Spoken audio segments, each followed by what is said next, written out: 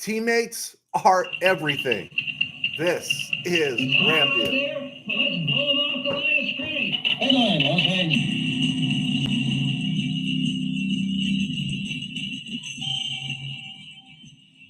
Live from the RamCave, I'm Joe Terosian, and this is RamView, the October 28th, 2024 edition, brought to you by Kistler Law Firm. Injured in an auto accident, need help, got questions, call Kistler Law at 661-206-6990. That's Kistler Law at 661-206-6990. And check out KistlerLawFirm.com. That's one word, KistlerLawFirm.com. Kistler Law, they've been fighting for you since 92. And by Temple City Auto Repair. Having some auto issues, get yourself some John and Henry at TempleCityAutoRepair.com. And of course, by Benched, the app. Never get a zero, never take a goose egg on your fantasy team by leaving a starting player who is not starting in your lineup. Download Benched, the app of today, and dominate your fantasy season. All right, I talked about what being a great teammate is. Being a great teammate is defending your guys. And also, being a great teammate makes you makes your teammates to want to defend you, right? And so as I was watching, this is a little bit before we get into Ram talk, before we get into the whole everything going on in the NFL, and I know we're battling World Series and Monday Night Football tonight, and that's okay. I understand. So we have a smaller live audience tonight. That's cool. There's things to do. But seeing Justin Herbert get his knee twisted there by Nathan Shepard. Is that his name? Is that the guy? Is it Nathan Shepard? I got to look that up. He's a real douche. Yes, it was Nathan Shepard. He's a real douche. Trying to twist Justin Herbert's knee. And from what I understand, they both got flagged when Bradley Bozeman, his center, came in and took Shepard out. And it's so funny. The NFL intervenes here and it intervenes there, but where does it not intervene? It's kind of funny. But told me two things. One, Bradley Bozeman's not a great center, right? He's just not a great center. Right now, he's probably behind Bo Limmer in terms of talent and performance at center. But boy, what a great teammate, the way he reacted when Nathan Shepard, He's a real douche. when Nathan Shepard tried to twist Justin Herbert's knee, you saw Bradley Bozeman go after him. And you know what inspires that is that Herbert is a great teammate too. That's a big deal. To have your guys defend you, it means you're a great teammate or they like you and they don't want anything to happen to you. There's a story that goes back to his days, I think, with the Jets. Was it the Jets or was it the Giants? I'm trying to remember where Geno Smith was, and one teammate broke his jaw. And the talk was, okay, they broke the jaw, they had the fight, but nobody stepped in to protect the quarterback. Now, Geno's probably a different person than he was 10 years ago, had to go on a journey. But that was kind of a cool thing to see for a team that I don't like. But that was a really cool thing to see. It reminded me I was playing broom ball once. I know, broom ball. But we were playing against St. Luke's, and this guy came in with his stick, and he was sliding on his knees, and he took me out at the side, and he launched me into the air. He could have just crippled me. And I landed on him, and I drove his face into the ice, and he got bloody. And then one of our guys came up and put a knee into his face and knocked him down and said, "Don't you ever do that again." And he was like having my back. I tell you, when you know people got your back and you got each other's back, I think that says to the character of those two players. I think it also speaks to Jim Harbaugh and the environment he's creating there, that if you mess with the Chargers, you're going to be in big, big trouble. Okay, so World Series is on. Steve Ramirez, longtime sports writer, asked me to see if I can move the show earlier. I couldn't. Football game is on. Steeler fan Rob is in heaven because TJ Watt is going to feast on the Giants because they don't have Andrew Thomas. So let's just get into some Ram talk and some stuff going around the NFL. And right now, no injuries. There were no injuries that broke. I haven't heard anything. Everything's been quiet. So no new injuries coming out of the win this past Thursday night against the Vikings, which is gold. The stuff that is coming out is the same stuff we were talking about on Friday. I love it. I feel like we're ahead of the curve. We are ahead of the curve. And you don't need to be Nostradamus. You just got to know what you're watching and if you're invested, so you figure it out too, is that we said Tutu Atwell's likely the odd man out. And lo and behold, everyone's saying Tutu Atwell's a trade commodity over the weekend, but you saw it and you heard it here first. We said the same thing about Tre'Davious White, and sure enough, they're seeking a trade now. The interesting about Atwell, though, as much as I'd hate to see him go, the Rams do not have a pure burner on this roster, and that's why I want to see him stay. But he is a commodity. If Whittington's back and Whittington's healthy, and you got Kupp, you got Nakua, you got D-Rob, Atwell probably has more trade value than Tyler Johnson. Got guys that can block. You got guys that can catch. You only got Puka and Kupp that can get separation. Whittington too. But the only guy that's the burner is Atwell. But with a full complement of draft picks and a piece, he's a piece, Tutu Atwell, with not a lot of mileage on him. Yeah, that's a trade commodity for the Rams to use. I see your questions piling up here, guys. I promise we'll get to that. And one thing, speaking of trade commodity that I thought I saw bandied about, I think somebody wrote it on one of the Ram sites and then it got linked on the Twitter or X, was the idea of bringing back Sebastian Joseph Day. You know, I saw that movie. I don't need to see it again. I don't dislike Sebastian Joseph Day, but there's nothing about Sebastian Joseph Day that differentiates from everyone else we've already got. Right? So now let's put that one away. Rams did make a move. They brought in a journeyman linebacker, Tony Fields. He was a 5th-round pick out of West Virginia by the Browns in 2021. He's got experience. He played in 17 games each of the last 2 years. Only 1 game this year. Rams have signed him to the practice squad.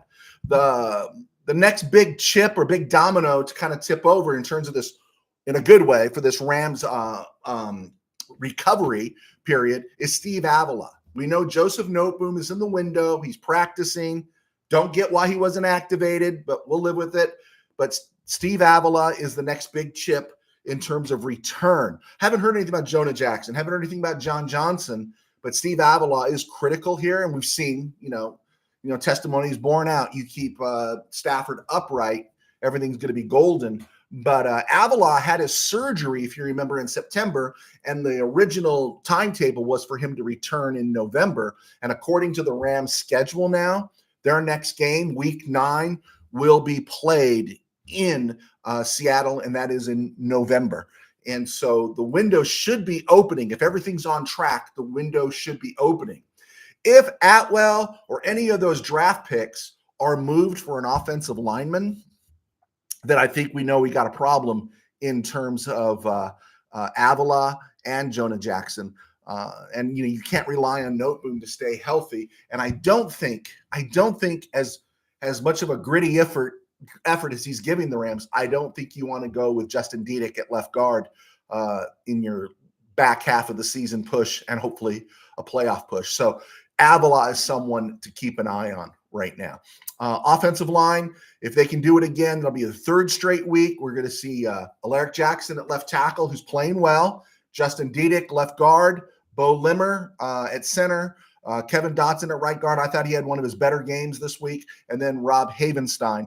And we're going to need it because they invested in some youth there in Seattle with Byron Murphy. We'll break down this game on Wednesday, but they invested some youth there, but they do get pushed around a little bit. And if you saw what was happening on the sideline in Seattle this week, Rams are getting the Seahawks at a good time. I think Geno Smith is falling to earth. We know what he is.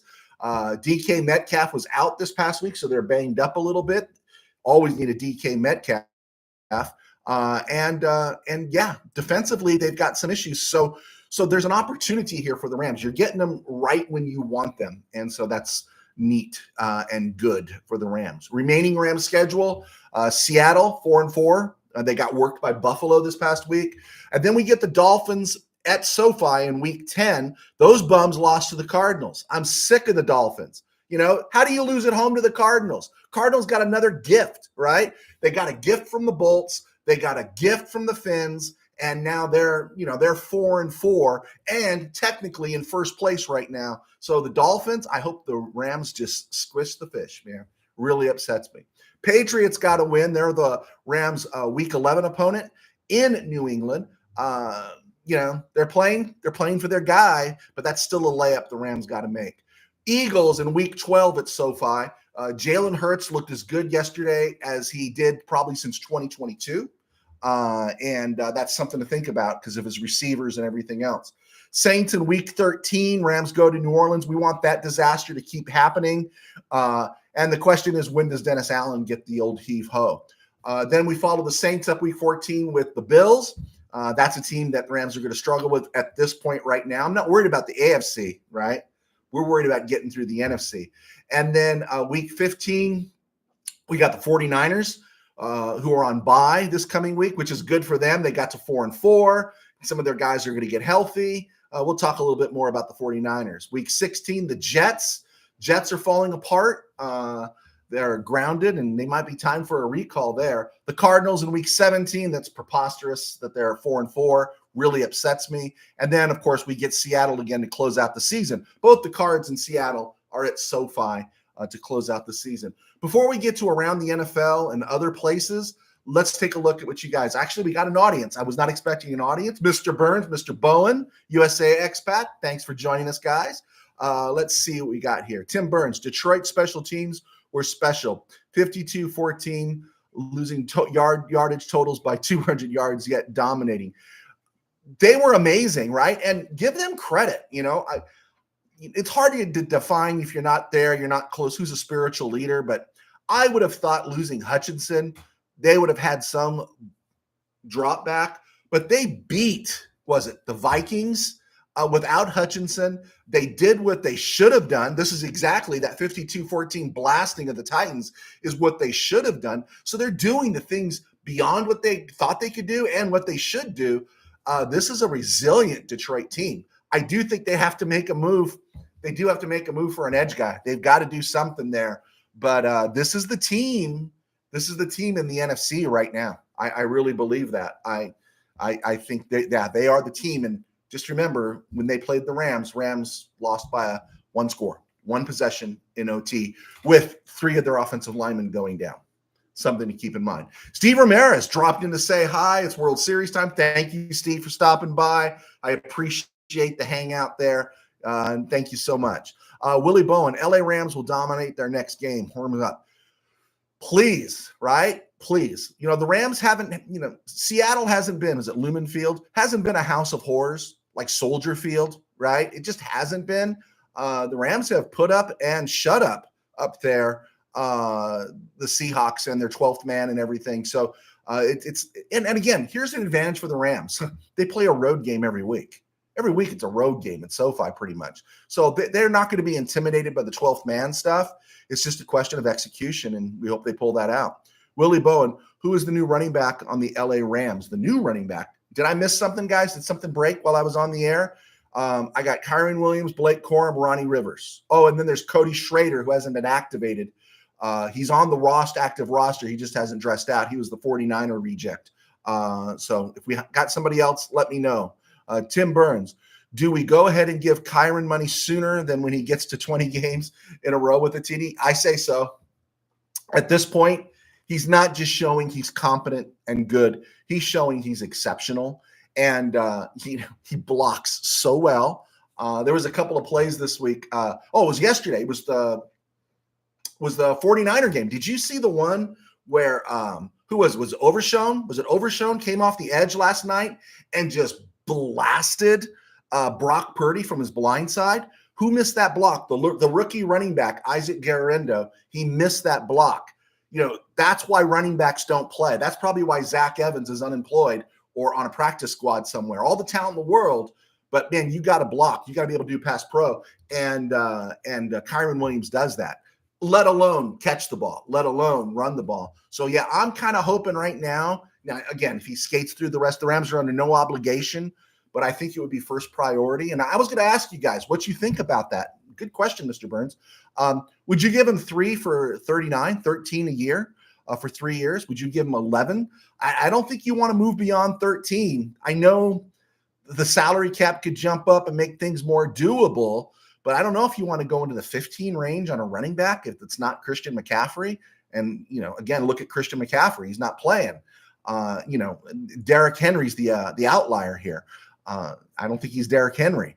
So what do you want to do? 3 years, redo his contract 3 years, 11 mil. That's 33. Sounds kind of cheap. 3 years, 13 per year, 39. And then they finagle what's guaranteed and what's not. I do. I think before March, they should sign him. So it's off the table, right? And if you get him earlier rather than later, right? And my belief was that they weren't going to re-sign him, but he's playing so well. He's playing so well. I think that's why they drafted Blake Corum. But yeah, I would give him more money now, Mr. Burns. I really would. Tim Burns, there's one guy in Chicago that looked dumb yesterday. He owned taunting, then losing. Not many own their mistakes. That's Tyreek Stevenson. So I heard a report. I didn't follow it. I didn't click on the link, so I'll let you use it. That part of Tyreek's responsibility, Stevenson's responsibility, was to be that guy that blocked out Brown, who caught the game-winning pass on the tip. I don't know what you do with a guy like that. You could say I take responsibility, but unless that dude was broken down in tears, like the backup quarterback Hartman for the Dallas Bulls when he fumbled the extra point, cost him the game in Chicago, and he's just bawling and crying his eyes out, that dude's going to get fined. That dude's going to be not dressed for a week, something. That was just preposterous. Eberflus has to send a message there. This is a team on the ascent, and it's jackwagon things like that that you have to quell. I guarantee you that wouldn't fly. I don't think that would fly in LA. That wouldn't fly with McSnead.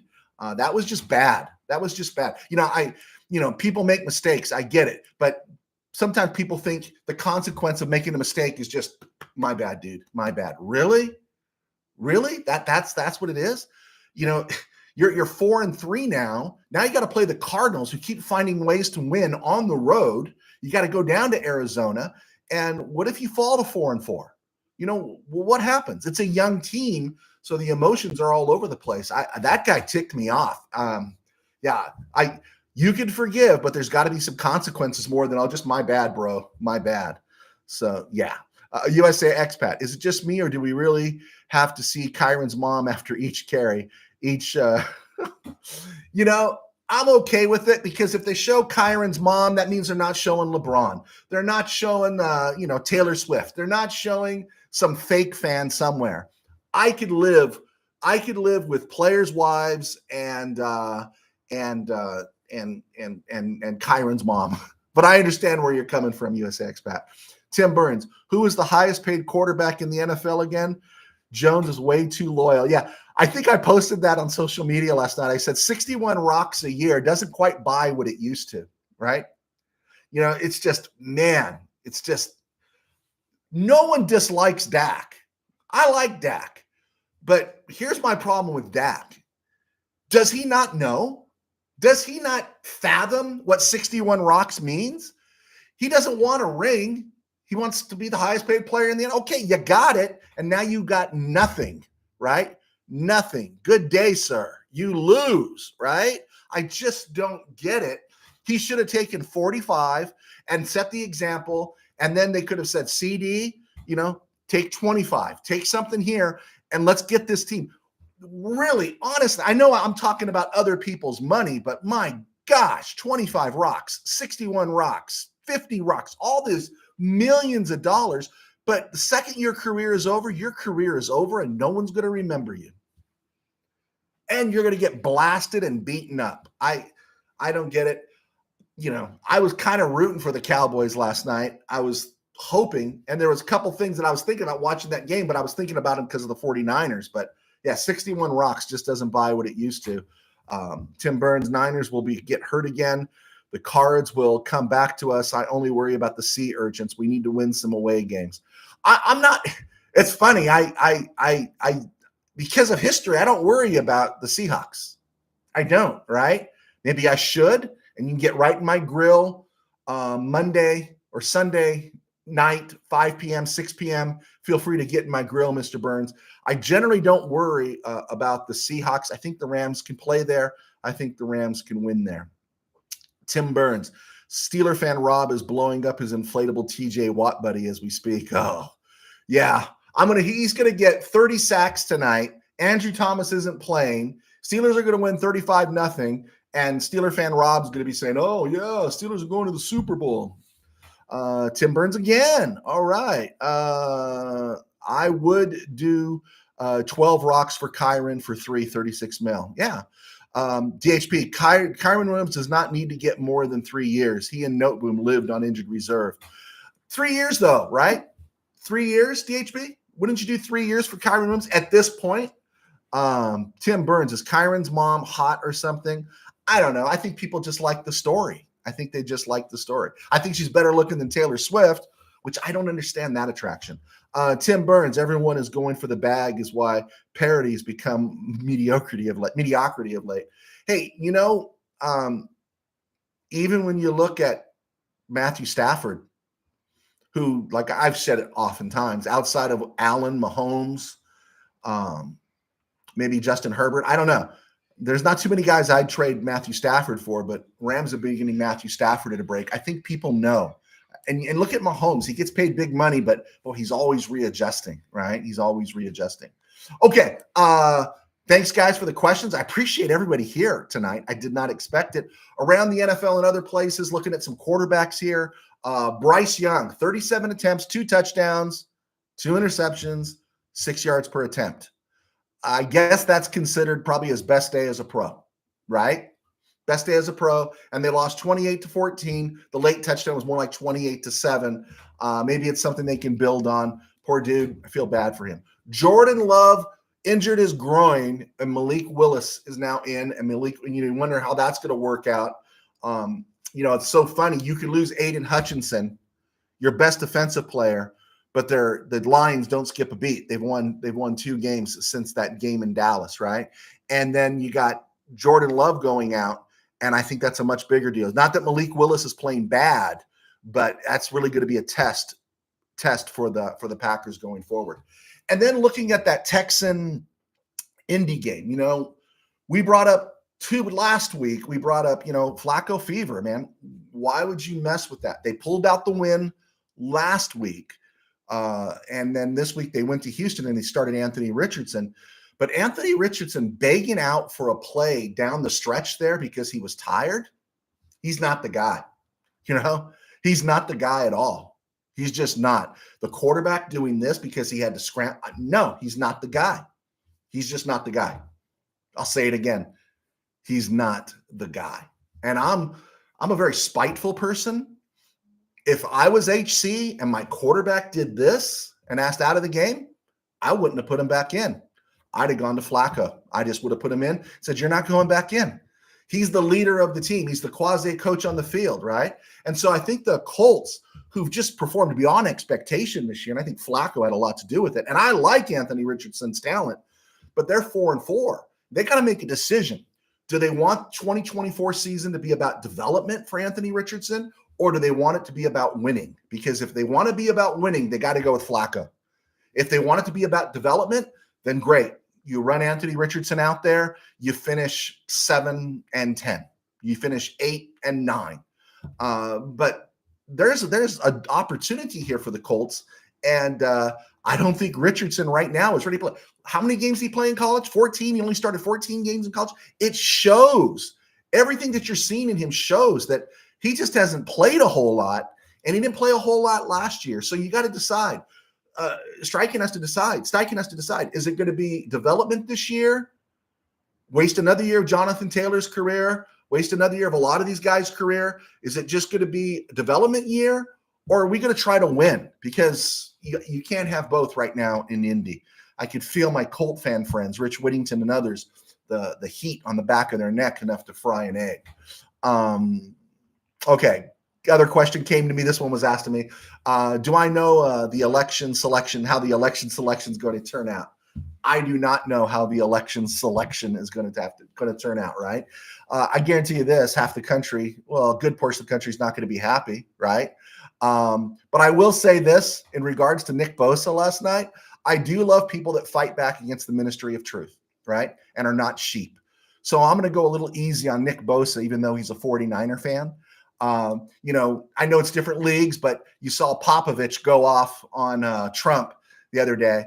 And it's like, Popovich hasn't won more than 33 games for 5 years. Shut the blank up, dude, right? But nobody questions him, right? No, let's not. Pop can just do it anytime he wants. Nick Bosa stood in front of the camera and pointed to his MAGA.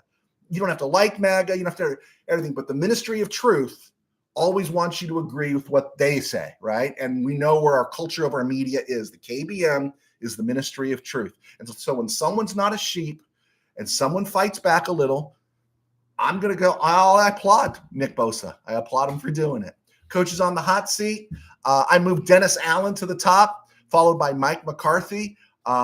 Nick Sirianni stays where he's at. Doug Peterson stays where he's at. Jared Mayo buys till the end of the season. And Eberflus is still untouchable, but he better be in the grill, or he better have been in the grill of Tyreek Stevenson and a couple of little things there in that game against the Taxkins. Speaking of people going crazy, right? Trump's rally and everything. I thought it was kind of funny. Someone said, imagine what's going to happen if Jeff Harris changes the name of the Taxkins back to the Redskins. Everyone's going to have a total meltdown. A couple of questions came in. Let's see here. One, Mr. Burns, everyone's going for the – oh, no other questions came in. We're good. All right. Thanks, guys. Playoffs. Let's look at the playoff picture right now as it stands in the NFC. Division leaders right now, if the playoffs were going to start, Lions, Taxkins, Falcons, and Cardinals. Wow, right? Falcons and Cardinals. I think the team that is loose there that we're not sure of is the Cardinals, and the Taxkins still have to work their way around the Eagles, right? So we'll figure all that out. But those are 4 teams right there. Then you get 3 more for wild card. Right now, the Lions would have the bye, right? Okay, Lions would have the bye. Then the Taxkins, Falcons, and Cardinals would play either the Packers, Vikings, or Eagles. These are the teams that are in the playoffs now if the playoffs started today. And then you've got the Bears on the outside looking in. You got Tampa Bay 4-4 on the outside looking in. You got the 49ers at 4-4 on the outside looking in. You got the Seahawks 4-4 on the outside looking in. And then you got the Rams at 3-4 on the outside looking in. That's a daunting task. The Rams have lost to the Lions, right? They've lost to the Lions. They've lost to the Packers. They're going to play the Eagles, and they've lost to the Bears. All those teams are in front of them. That's why we say the path to the playoffs is through the division. It's not going to be wild card. It's going to be really tough for it to be wild card because, teams aren't cooperating, right? The Bengals should have beat the Eagles yesterday. They're not cooperating, right? The Packers eked out that win 2 weeks ago over the Texans, right? So these are the teams you need to be rooting against. The Taxkins actually did the Rams a favor by beating the Bears, knocking the Bears down to 4-3. Tampa Bay's got so many injuries that they're not going to stay afloat much longer. Same thing for the 49ers. Now, the Rams got the advantage on the 49ers because they beat them head-to-head. And, of course, the Seahawks are still ahead of the Rams with a 4-4 record, but the Rams got 2 games pending against them. So the Rams are pretty deep. They're like 1, 2, 3, 4. They're 5 teams back from being a wild card berth. But the shortcut, to pass go, collect $200 is the Cardinals being in first place. Every team in the NFC West is 4-4, except for the Rams. There's 3-4, and the Rams have a win over the 49ers, a loss to the Cardinals. They just got to get that win in Seattle, right? They sure do. All right. Tired of your fantasy team losing because you forgot to check your lineup with Bench the app? That's a thing of the past. Bench is the only app that ensures you never leave a non-starting player in your lineup. Don't miss out on crucial points. Don't be the one who forgot to bench a player on game day. Win your league, keep your pride, talk some trash, and let Bench the app handle the rest. Download Bench the app today. And also be sure to check out our sponsors at Kistler Law. And if you have an auto issue, I'm guaranteeing you, they're the guys you want to call in terms of an auto accident. And if you got an auto issue and you live locally, give Temple City Auto a call. And check out my book on Amazon. I appreciate your support. You guys have been buying my book. Check it out. Leave a review. It's a novel. Rams playing the Packers in a fictional NFC championship game. Gotten some good responses to it. So be sure to check it out. All these things help us stay afloat. We don't act behind a paywall or a Patreon account. All these things help me stay afloat. In my day job, I pastor a small church in Burbank called Burbank Faith Nazarene. And you can find us right here on YouTube. You can subscribe to it if you want or ask me questions at Burbank Faith Virtual, as well as BurbankFaithVirtual.com and Burbank Faith Virtual all across social media. All right, let's see what we got here. I think we got something else in here. Tim Burns. Freeman is one of those guys that just shows up when it's winning time. I like him, and a former A's player, Mac Muncy, Dodgers got this. Okay. All right. So we're talking World Series. Speaking of my World Series experience, I was glad to hear about the pushback for pulling Garrett Cole in game one after 88 pitches. To hear Derek Jeter bring that up, someone's got to bring it up. Everyone has ceded all their knowledge and their just rational good thought over to the nerds, right? Sorry, Garrett Cole is the guy you're playing millions to. You're pulling him after 88 pitches when he's cruising in game one. And people, I tell you, I'm wondering if anyone would have gone hard after the Dodgers and Dave Roberts. Yamamoto is cruising. He's having the game of his life here in the States. He's throwing 86 pitches, and he's completely shutting down the Yankees. But did you see the bases were loaded in the ninth? One swing, one bad hop, one something, and the Yankees could have stolen that game, and you pulled Yamamoto after one out in the seventh. Again, I take this back, right? You limit your bullpen's exposure, right? And you go back. I go back to Rich Hill, right? Rich Hill goes 4 innings, I think, against the Astros, and he's dominating, and they pull him because they don't want him to go through the lineup again. Just don't get it. And I want the Dodgers to win because of Fernando, some special moments. I've already told you my have I told you my opinion of Freddie Freeman's home run? It was not Kirk Gibson, all right?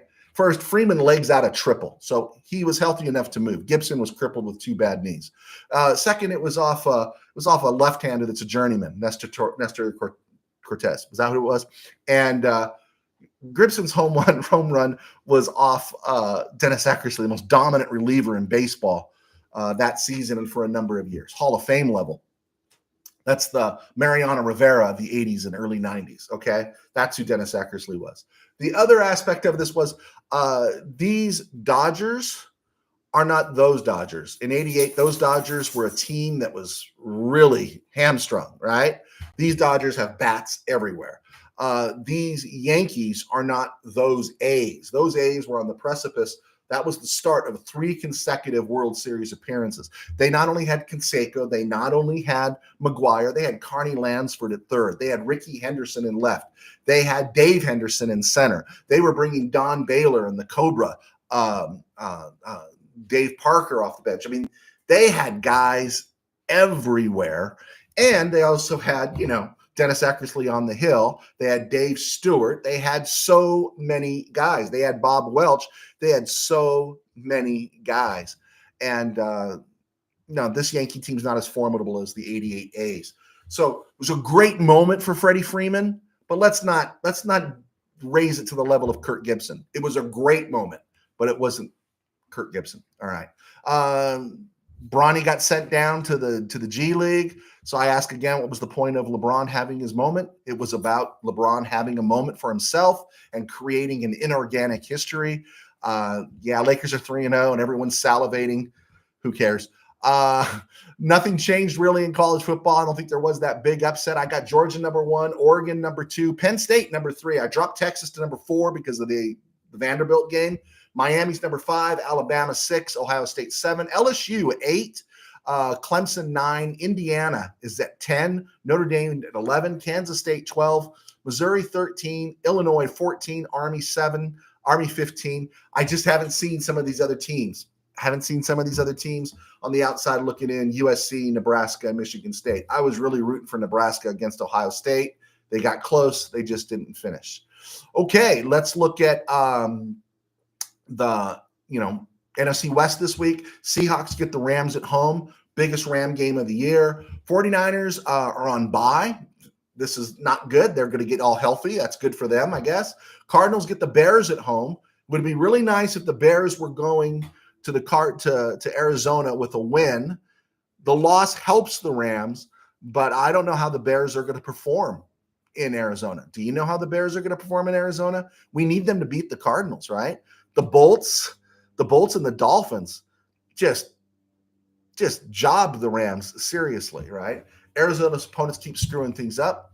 So take all this with a grain of salt. But if the Bears can beat the Cards and the Rams can beat the Seahawks, who were last seen losing to the Bills and their defensive players fighting on the sideline, the Rams will be in first place by Monday of next week. They could be. They could be in first place with a 4-4 record. The Cardinals would be 4-5. They've got an advantage over the 49ers, and of course, they would have beaten the Seahawks. So something to think about. Again, thinking about draft and capital and deadline. Rams have all their draft picks for 2026. Next year, they've got 2 number 3s. They don't have a number 2, but they got a number 1, a number 4, and 3 6s. And you think those late draft picks don't amount to anything? Let me share this one with you. Tomorrow is October 29th, okay? Tomorrow is October 29th. On October 29th, 2019, the Rams sent aging Aqib Talib to the Miami Dolphins along with a 5th-round pick for the Dolphins, 7th-round pick in 2022. It's like 3 years away. And, of course, it was a salary dump, right? It was a salary dump because the 2019 season was going bad. They had already moved off Marcus Peters. So they made that deal. Aqib had a cup of coffee with the Dolphins, and then he moved on. The Rams took that 7th-round pick and put it together with a 5th-round pick on draft day in 2022, and they sent it to the Raiders to move up from 175 to go to 164. Now, that 5th-rounder the Rams sent to the Dolphins in the Aqib Talib trade, that guy turned out to be Darnell Mooney, who had a nice run with the Bears, and is now in Atlanta.